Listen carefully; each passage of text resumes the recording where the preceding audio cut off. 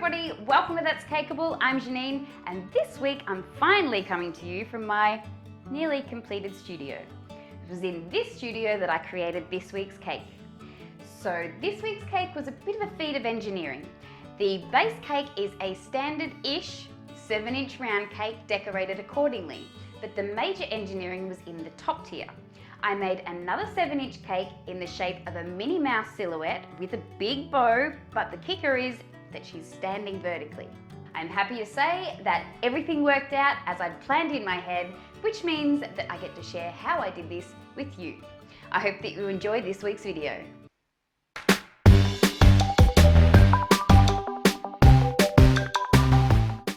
So like I said, the base cake is a 7-inch round cake. So I've taken a 7-inch round board with a 12mm hole drilled through the center, and I have just covered that in some chocolate ganache to make it food safe, attached it to a setup board, and now I go ahead and stack and fill that cake as usual. In this case, I used a very dark blackout chocolate cake with a bright red raspberry Swiss meringue buttercream. I go ahead and cut off the excess of the cake around the edges. And this is the first part of the engineering. So I've taken a skewer and run it up through the center of the cake to mark where the middle is. And then I took a very small cork-flute board, about 3 inches wide, with another 12mm hole drilled through the center. Use that as a cutting guide and cut out just a small section at the top of that cake. Now I'm taking some bubble tea straws and inserting them into that void. You may be able to tell what I'm doing by now. Covered them with some ganache, and then I add that small board back on top. Now, because of the way that we're adding the top tier, if I had added an outer board on the top of the cake, you would have been able to see it, which is why I decided to create a way to still add the support, add the board without seeing it. So now you just go ahead and ganache that cake as usual. I'm adding a top board, which is also 7 inches round, making sure that the top and the base board line up, and then I go ahead and add my first coat of ganache. This way we get nice straight sides and it's all even. I add that first coat, smooth it out with my smoother, set it aside to chill, and then I come back in and do a final coat to make sure that there are no air bubbles or divots or anything like that. Now, to remove the top board, I take a knife that I heat up in a brûlée torch, slide it under the base of that lid, slide it around, and pop it off. Now we go in and add another coat of ganache on the top to level it all out. Now, because of the nature of this cake, you also need to make sure that your cake is almost perfectly level, if not perfect. Pop that aside to chill, and let's start Minnie. So I cut this board out myself from a 6mm MDF, and I just use a jigsaw. Now I'm taking a 3-inch high, 7-inch wide cake dummy that I've cut a small section off the bottom, and then I've drilled a 12mm hole straight through the center of that piece of foam. With some hot glue, I attach the cake foam, the offcut, onto the base of the board. Now you want to make sure that there's a little bit of a lip because we need room to ganache, so not right on the bottom, but very close to. Okay, so I'm attaching that to a setup board with a bit of ganache, and then I come in with a standard 7-inch round and stack and fill that as usual. I use another cake foam the same height as a cutting guide to make sure that I get my cake the same height as the foam. This is really important. Then with the off-cut of that foam, I use that as a cutting guide to cut off this section that we already have sitting on the board. Just like that. Now, to make the styro and the board food safe, I've covered everything in a really good coat of chocolate ganache. Now comes the fun part. We add the cake to that board, butt it up against the section of foam that we've added, and you end up with a perfectly round 7-inch cake. Now, to do the ears, I used some 3-inch round styrofoam dummies, the same height, 3 inches high, and I just took a round circle cutter, like it's going to be a square circle cutter, Janine, and just cut out sections of that cake for me to be able to fit in the foam for the ears. Once again, ganache the board, ganache the foam, and then we butt them against the cake, securing them in nicely. Now, because you've got the foam at the top and at the base, and we've squashed it all in, it gives that cake in the center that bit of extra support. Then just go ahead and ganache as usual. So my first coat of ganache goes on, my crumb coat. Then I give that a chill and come back in with a second coat. Now don't panic if there's a little bit of foam sticking through, as long as it's pretty smooth, everything will be fine. I use this scraper that I got from a hardware store for about $2 to get into the much sharper edges to give it a nice neat finish. Okay, now we're going to make the big Minnie Mouse bow. Now this is something that you sort of need to make ahead of time, so that's why I'm making it now. Firstly, I cut out some polka dots from some white fondant. Then I roll out a large piece of red fondant, trim up the edges to make it nice and neat, fold that in half and mark where the halfway mark is.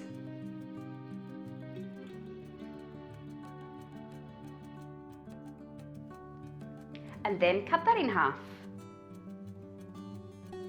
Then I attach all of my white polka dots. To make the bow, flip it over and then just use some water on one side and then the other side for your seams. And then you want to take your fondant and fold it up on itself, just like that. Squish it inwards, turn it around and do exactly the same thing on the other side. Okay, now turn it sideways and make sure that those edges are folded inwards, and then flip it in half and you've got the start of your bow. Go ahead and do that with the other side.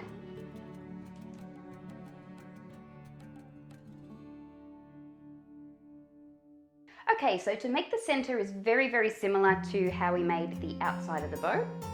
Just a smaller piece of red fondant that I've trimmed all the edges off to make nice and neat. A bit of water on two of those seams, just like the bow. And then once again, just like the bow, folding that fondant up on itself. But instead of flipping it in half, just turn it over and poof it up in the center. To attach the center, I've just put a little bit of water on the tail of that centerpiece, put both sides of my bow laying on top of that, and then flip the top over.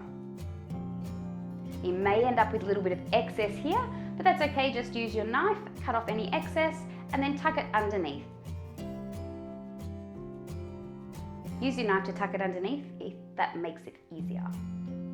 Just to finish it off, just some of those cute little polka dots in the center. Now to poof it up a little bit more, because I wanted it to be quite puffy, I've just added some paper towel into the center of the bow, pushed it to the sides, and that'll sit there until it's dry. Nice puffy bow. Okay, on to covering our base tier. So I've just rolled out some red fondant and laid it on my cake, smoothed it out as usual. If you'd like to see how I cover my cakes in more depth, just click on the eye there. To make my little pearls on the base tier, I just did up a template, 1 inch increments, and just made marks on the cake to see where I was going to put them, so where they'd land. And then I just used some white royal icing in a piping bag with a number 2 tip, went around the entire side of the cake making little white dots. If you've got some little bits sticking out from your royal icing dots, just a damp paintbrush dabbed on the top and that will take care of that.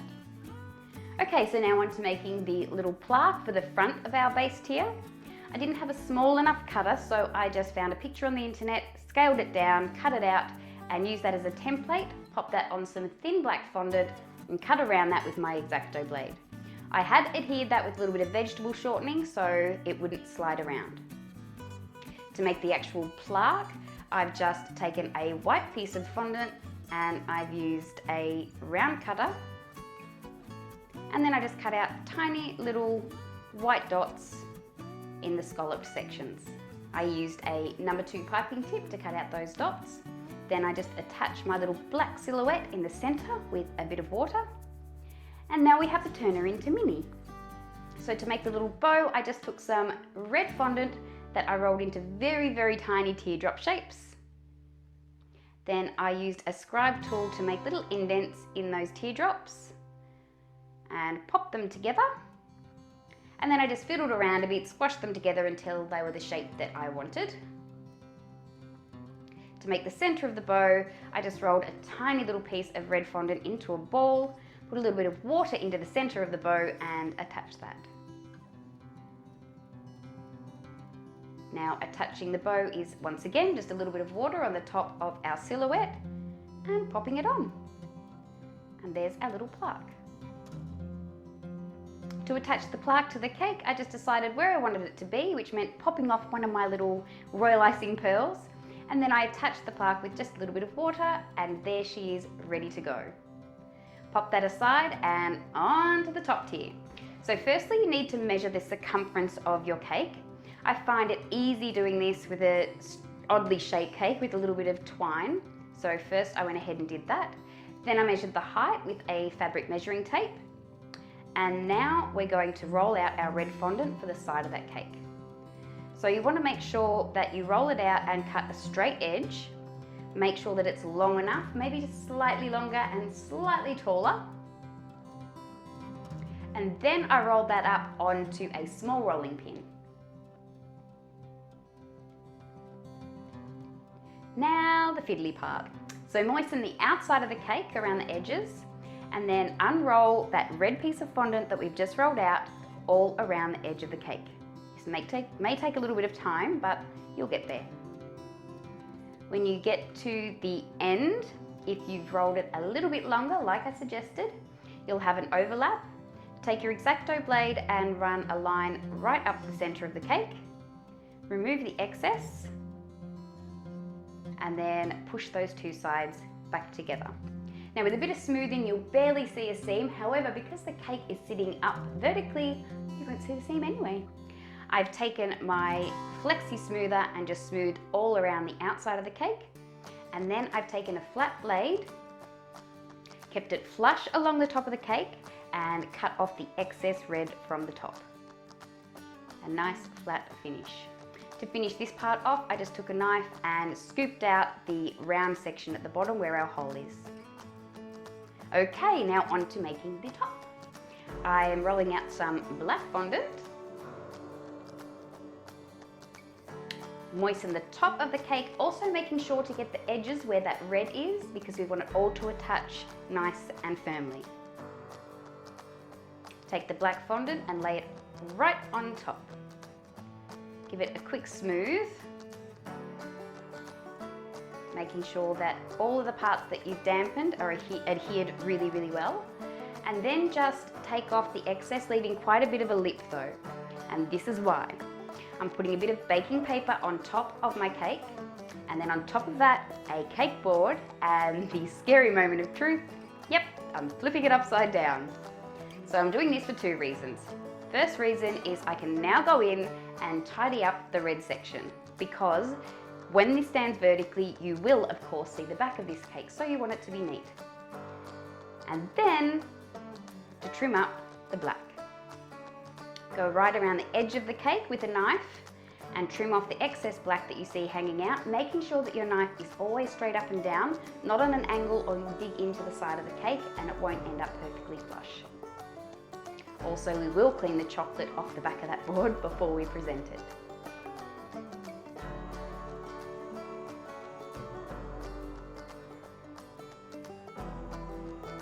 Now we're going to come back in and flip it back over. So cake board on, flip over, remove that cake board from the top, then your baking paper, and voila, you've got a nice neat edge silhouette. Give it a bit of a smooth if you need it, any rough edges you see, tidy them up, and she's ready to decorate. To do the lettering, I used a thin piece of fondant, lightly coloured gold, found the font and the lettering that I wanted, and printed it out to the right size on my computer. Laid that on the fondant with a bit of vegetable shortening and then just scribed it with my Dresden tool. My big head was in the way for the majority of the process, but I got the owl, so I can show you how I did it. I just cut around the outside with a very sharp X-Acto blade. Now, depending on the font you use, you may end up with a little bit of breakage during this section, but generally that's okay. They go back together. I had, I think, 2 or 3 letters break, and you would never have noticed in the end. Set that aside to dry. And then once they're firm to the touch, I coated them in a very light covering of vegetable shortening, took some edible glitter and glitterized all of my letters. Using a nice soft brush on fragile letters is probably a really good idea. Once again, this is what I do. I didn't get it in shot, but I just attached those letters to the center of the cake with a little bit of water, making sure there's enough room for that big bow to go on top and you don't cover your letters, which is what we're doing now. So to attach my bow, I used a very stiff royal icing. You can use cocktail sticks or some spaghetti if you want extra security here. But I do recommend adding the bow the day before you're going to stand it up. Just pop it into position and set it aside.